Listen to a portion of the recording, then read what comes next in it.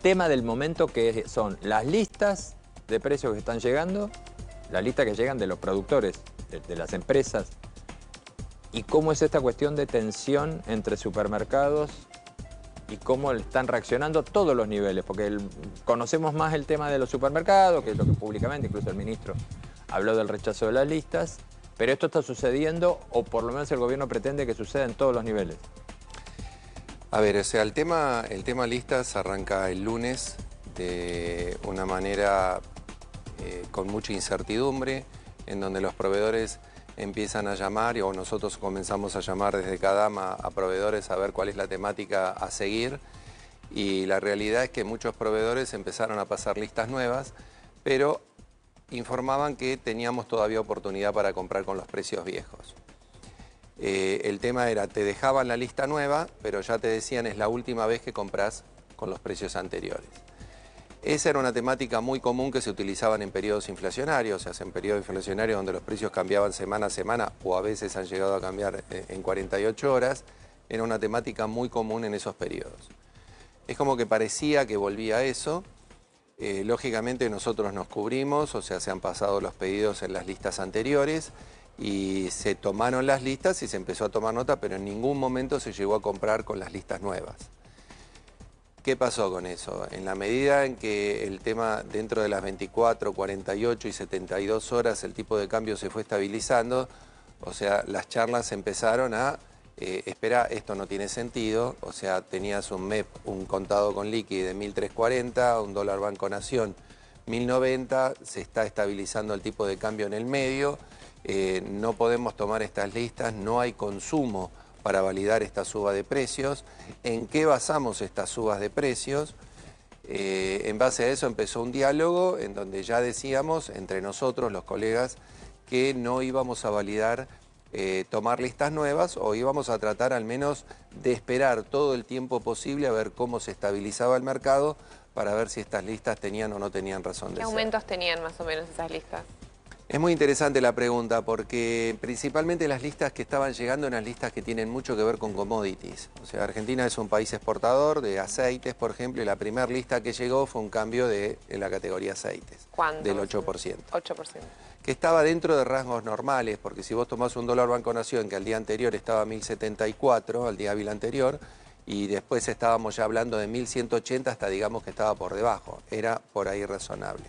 Cuando empezaron a llegar otras listas de otros sectores, ya ahí empezamos a abrir los ojos, pero así como les di esas malas noticias quizás el lunes, hoy tengo que decirle que las listas se han retrotraído todas, que hoy ya no hay empresas que estén diciendo que esas listas se van a poner en vigencia, y no hay motivo para que haya cambios de precios en las semanas enteras. ¿Qué números encontraste en esa lista, más allá de este caso del aceite del 8%, como más exorbitantes tal vez? ¿Cuáles son los retrocesos aproximadamente? No, del total, la lista en total ha retrocedido. Aceites no.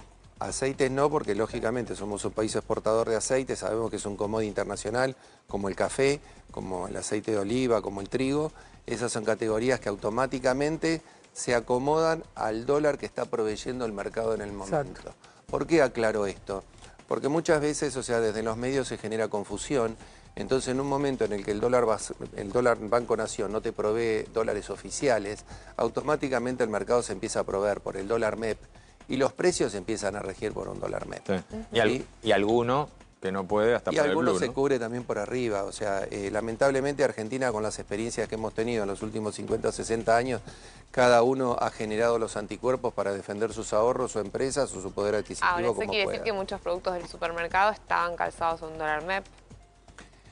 La verdad es que no te lo sé decir. Lo que te puedo asegurar es que sí había muchas promociones últimamente. Y es muy interesante tu pregunta, porque las listas que han llegado en enero, febrero y marzo, era muy evidente que había un reacomodamiento de costos, que ya las listas no estaban ajustándose por dólar, sino que en cada ítem que vos veías en la lista realmente ya se empezaba a hacer costos finos, ¿sí?, de la elaboración de un producto.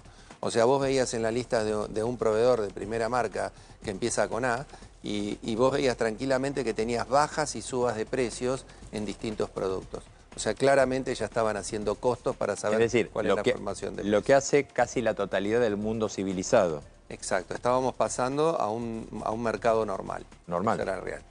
normal en formación de costos y no a regirnos por un valor Digo, Lara, dólar porque de ajustar cotización. precio por tipo de cambio, el mundo normal no existe. Totalmente, y no existen los márgenes de ganancia en Argentina y hacer más eficiente tu estructura de costos debería ser el camino. ¿Ves que de a poco las empresas están trabajando en eso? Eso es lo que vimos nosotros, digamos, estos últimos 5 o 6 meses.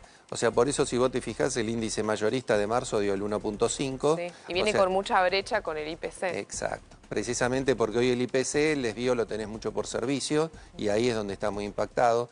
Y también la categoría alimento en marzo dio muy alto por el impacto de carnes y todos sus derivados. Y vos como representante de mayoristas, ¿ustedes ves más ingresos de productos importados o eso no avanzó tanto?